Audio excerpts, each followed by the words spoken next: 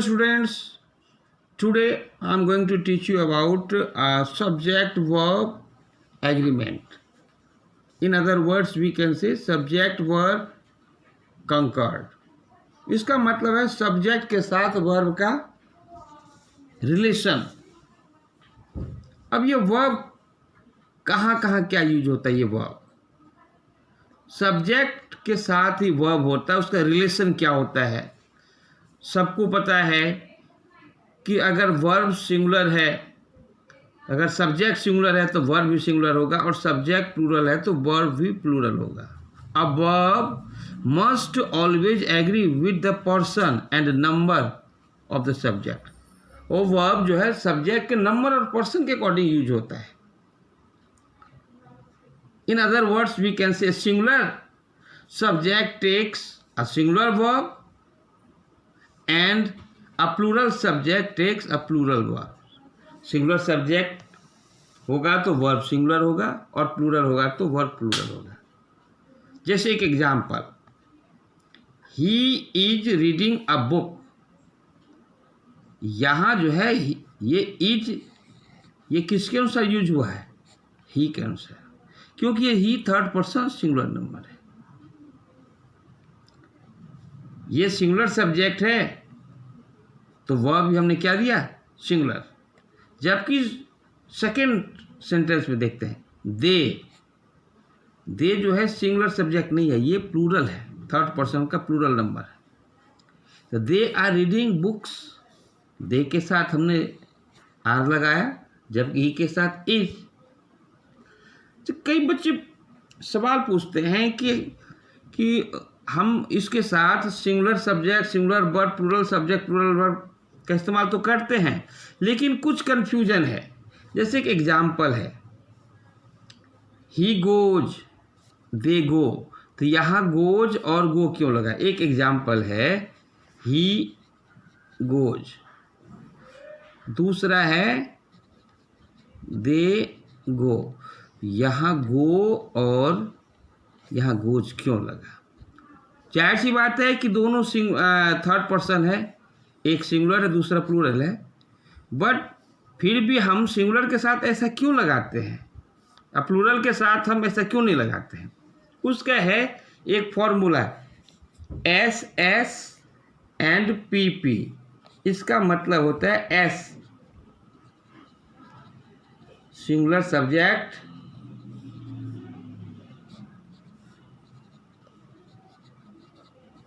Singular verb, उसी तरह से P plural subject, plural verb.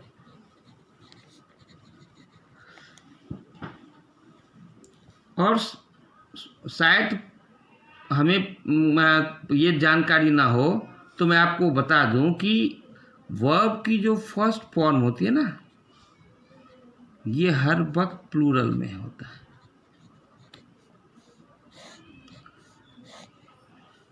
Verb में हम एस या एस मिलाते हैं तो ये क्या बन जाता है? सिंगुलर बन जाता है। फर्स्ट फॉर्म प्लूरल में, और उसको सिंगुलर बनाने के लिए एस और एस लगाना पड़ता है। जस्ट ये नाउन के अपोजिट है। जबकि हम नाउन में हम एस या एस या अलग तरीके से हम उसको एस या एस और अलग अलग तरीके से प्लूरल बना सकते हैं। जैसे बुक, ये सिंगुलर है, और अगर हमने इसमें एस लगा दिया तो ये प्लूरल हो गया। जबकि वर्ब में क्या है? जैसे गो, ये प्लूरल है, जैसा मैंने पहले बताया कि फर्स्ट फॉर्म ये प्लूरल में होता है। अब हमें इसको सिंगुलर बनाना है तो हमें इसमें क्या लगाना पड़ा? गोज। अब ये हो गया सिंगुलर। इसीलिए हम क्या करते हैं कि सिंगुलर सब्जेक्ट होता है तो वहाँ हम एस या एस लगाते हैं, और प्लूरल सब्जेक्ट में हम, जैसे ये प्लूरल है दे, तो हमने यहाँ कुछ नहीं लगाया, सीधा फर्स्ट फॉर्म डाल दिया। क्योंकि अगर हमने लिखा ही और ये सिंगुलर है और गो फर्स्ट फॉर प्लूरल है, ये गलत हो जाएगा। ये एसएस का फॉर्मूला नहीं होगा, या पीपी का फॉर्मूला जैसे हमने लिख दिया दे और या हमने गोज लिख दिया, तो ये गलत हो जाएगा, क्योंकि दे प्लूरल है और ये एस लगा के हमने इसको सिंगुलर बना दिया। इसको भी हमें प्लूरल में ही करना है, वर्ब की फर्स्ट फॉर्म प्लूरल में होती है, तो इसलिए हमने यहाँ फर्स्ट फॉर्म लगाया। ये सिंगुलर है और वर्ब की फर्स्ट फॉर्म प्लूरल है, इसलिए इसको भी हमें सिंगुलर करना होगा। अब ये सिंगुलर बन गया है। ओके, अब हम रूल फर्स्ट की बात करेंगे। रूल फर्स्ट में क्या है कि जनरली हम क्या करते हैं, ईच, एवरी, ईदर, नाइदर, ये सारे अकेले आता है। जैसे आइदर और, नाइदर नोर, तब हमें ये फॉर्मूला यूज नहीं होगा, लेकिन जब अकेले में आएगा ईच, एवरी, आइदर, नाइदर, तो ये हर वक्त सिंगुलर में ही यूज होगा। These pronouns are used with singular verb. अब एक एग्जांपल हम देखते हैं। Each of the students is intelligent. अब ये स्टूडेंट्स है, ढेर सारे स्टूडेंट्स है, लेकिन उसमें प्रत्येक की बात कर रहा है, इसलिए ये क्या हो गया, वर्ब में हमने सिंगुलर वर्ब का इस्तेमाल किया, यानी is. Either of the two girls, अब यहाँ टू गर्ल्स है, देखने से लगता है ये तो प्लूरल होना चाहिए, लेकिन क्योंकि ये आइदर अकेले लगा है, either of the two girls is said, ये उदास है। एवरीवन ऑफ द स्टूडेंट्स, अब सारे स्टूडेंट की बात हो रही है, उसमें से एक एक स्टूडेंट की बात हो रही है, कई ग्रुप है उसमें से एक एक की बात हो रही है। वॉज गिवन एन एप्पल, सभी को एप्पल दिए गए। तो यहाँ जो है एवरी या एवरीवन, आइदर, नाइदर, ईच, अगर ये सेंटेंस में हो तो वर्ब जो है ये सिंगुलर में होगा, राइट। अब हम बात करते हैं rule second, collective noun.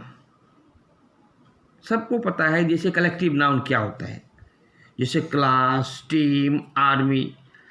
Generally क्या होता है, collective nouns takes a singular verb. जब भी कलेक्टिव नाउन होगा तो एज ए होल का उसमें हम बात करते हैं, तो सिंगुलर वर्ब का इस्तेमाल करें। जैसे आवर टीम ऑलवेज विन्स, हमारा टीम जो है हर वक्त जीतता है, विन नहीं। अब मैंने पहले बताया था एस और एस लगा के हम सिंगुलर बनाते हैं, विन है प्लूरल, जबकि हमने एस लगा दिया तो सिंगुलर हो गया, यानी आवर टीम ऑलवेज विन्स, ये सिंगुलर हमने यूज किया, सिंगुलर। नेक्स्ट, द फैमिली है, फैमिली में कई मेंबर्स होंगे, लेकिन यहाँ फैमिली इस समूहवाचक है, कलेक्टिव है, दैट इज वाई हमने यहाँ हैज का इस्तेमाल किया। अदरवाइज हम यहाँ हैव का इस्तेमाल करते, क्योंकि ये कलेक्टिव नाउन है। The family has gone out, इसलिए हमने यहाँ हैज का इस्तेमाल किया। जबकि आइदर और, नाइदर नोर, एज वेल एज, अगर ये सब एक साथ आइदर के साथ अगर और हो, नाइदर के साथ नोर हो, अगर ये अकेले है तो सिंगुलर में होगा, लेकिन अगर ये इसके साथ हो तब हम, इसका रूल थोड़ा चेंज है। जैसे एज वेल एज और आइदर और, नाइदर नोर, इसके बारे में हम डिस्कस करेंगे।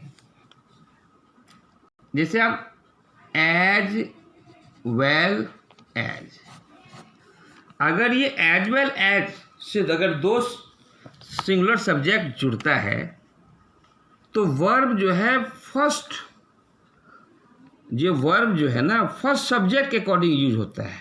शायद समझ में नहीं आएगा, देखो एग्जाम्पल से समझ में आएगा। I as well as you dash present there.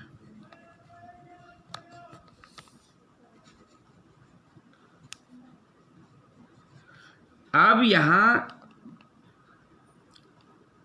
हम वहाँ प्रेजेंट हैं, आई एज वेल एज, ये दो सिंगुलर सब्जेक्ट को हमने एज वेल एज, सॉरी दो सब्जेक्ट को जोड़ा हमने एज वेल एज से। एक सब्जेक्ट फर्स्ट सब्जेक्ट आई और सेकेंड सब्जेक्ट यू। लेकिन होगा किसके अनुसार? यू के अनुसार हमें इसमें इज एम आर का प्रयोग करना है, इज एम आर। अब ये फर्स्ट सेंटेंस के अकॉर्डिंग हमें यूज करना है, ये नहीं कि I as well as you are present there, no. ये फर्स्ट सब्जेक्ट क्या है? आई के अनुसार क्या लगाएंगे? सॉरी, यहाँ यू के अनुसार आर नहीं लगेगा, इसके अनुसार क्या लगेगा? एम। हालांकि देखने में अजीब सा लगता है, I as well as you am present there, लेकिन ग्रामेटिकली ये बिल्कुल करेक्ट है। जबकि दूसरा एग्जाम्पल, आइदर और neither nor, either dash or. अब एज वेल एज में फर्स्ट सब्जेक्ट और आइदर और नाइदर नोर में सेकेंड सब्जेक्ट के अकॉर्डिंग वर्ब का इस्तेमाल करते हैं। इसका एग्जाम्पल देखते हैं। आइदर राम और his parent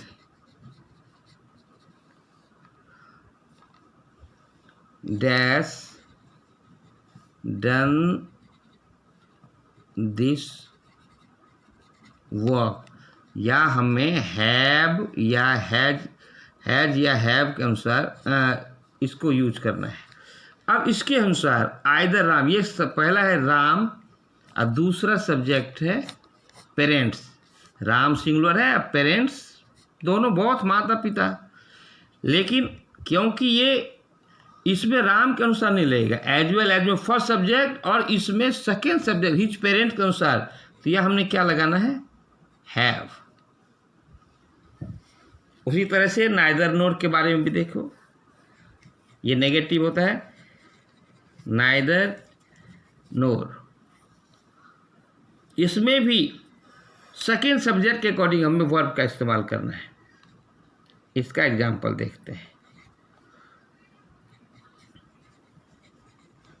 neither you NOR your brother dash done this work. अब यहाँ हमने हैज या हैव में से एक को डालना है, क्योंकि नाइदर यू एक सब्जेक्ट है, यू के अनुसार तो हमें हैव का इस्तेमाल करना है, लेकिन योर ब्रदर ये सिंगुलर है, तो हमने क्या डाला इसमें? हैज। तो ये स्पष्ट हो गया एज वेल एज, आइदर और नाइदर नोर में क्या फ़र्क है। एज वेल एज से अगर जुड़ता है तो फर्स्ट सब्जेक्ट हमने जैसे आई के अनुसार एम लगाया, और आइदर और नाइदर नोर में सेकेंड सब्जेक्ट, जैसा कि इसमें सेकेंड सब्जेक्ट पेरेंट्स के अनुसार हमने क्या लगाया? हैव। अब इसमें जो है ब्रदर के अनुसार लगाया हैज। अब रूल फोर्थ की बात करते हैं। जनरली हम देखते हैं कि कुछ अमाउंट है, सर्टेन अमाउंट और डिस्टेंस, सर्टेन डिस्टेंस। ये नहीं कहना कि 1 rupees is 2 rupees are 3 rupees, no. 1 kilometre is 2 kilometres are, no. ये सर्टेन अमाउंट और डिस्टेंस जो है वो सिंगुलर में ही होते हैं, कभी भी उसको हम प्लूरल में नहीं यूज करेंगे। जैसे 50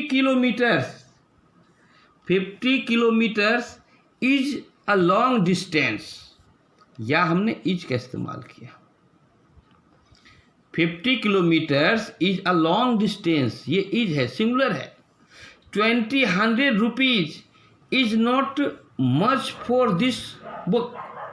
अब 200 रुपीज, यहाँ भी यह हमने इज का इस्तेमाल किया, जबकि 200 है तो यह प्लूरल होना चाहिए, या 50 किलोमीटर है ये भी प्लूरल होना चाहिए। लेकिन मैंने पहले बताया था certain amount distance considered a whole, the verb is in singular. ये होल को के बारे में कंसिडर किया जाता है, ये सिंगुलर में ही इसका यूज होता है। Now we should discuss about rule 5th। when the two singular subject joins with and, जब हम दो सिंगुलर सब्जेक्ट को, अभी तो पहले हमने देखा था जब दो सिंगुलर सब्जेक्ट को हमने एंड से जोड़ा तो वह वर्ब जो है वो प्लूरल में हो जाता था। जैसे एक एग्जाम्पल हमने पहले देखा था कि जब Ram is going, Ram and Shyam are going. अब यह राम के अनुसार इज और राम और श्याम के अनुसार हमने आर का इस्तेमाल किया। इसका मतलब है कि when we join two singular subject with and, जब हम दो सिंगुलर सब्जेक्ट को एंड से जोड़ते हैं तो वर्ब जो प्लूरल में हो जाएगा। लेकिन वही है कि जब when two singular subject joins with and, जब हम दो सिंगुलर सब्जेक्ट को एंड से जोड़ते हैं, and gives a single idea, और वो हमें क्या करता है, एक ही विचार प्रकट करता है। यहाँ एंड से जोड़ेंगे तो प्लूरल लगेगा, लेकिन अगर दोनों को एंड से जोड़ेंगे, दोनों मिलके एक ही विचार प्रकट करता है, तो वर्ब जो है वह the verb must in singular. जैसे bread and butter is my favourite dish. Bread और बटर, ये नहीं कि bread is butter is bread and butter are, no, bread and butter मिल करके ये हमारा फेवरेट डिश है। ये सिंगुलर सब्जेक्ट मिल करके तो सिंगल आइडिया दे रहा है। एक और एग्जाम्पल,